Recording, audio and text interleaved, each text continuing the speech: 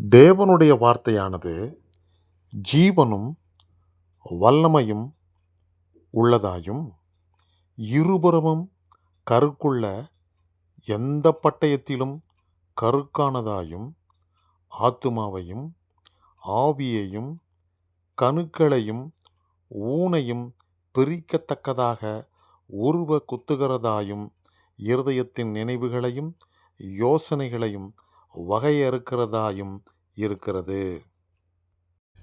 எபிரேயர் 4வது அதிகாரம் 12வது வசனம்.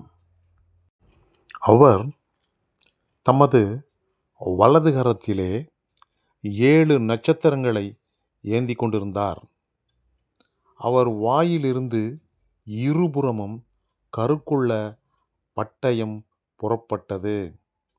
அவருடைய முகம் வல்லமையை பிரகாசிக்கிற சூரியனைப் போல் இருந்தது. வெளிப்படுத்தின விசேஷம் 1வது அதிகாரம் 16வது வசனம். இரட்சணியம் என்னும் தலைச்சீராவையும் தேவ வசனமாகிய ஆவியின் பட்டயத்தையும் எடுத்து கொள்ளுங்கள். எபேசியர்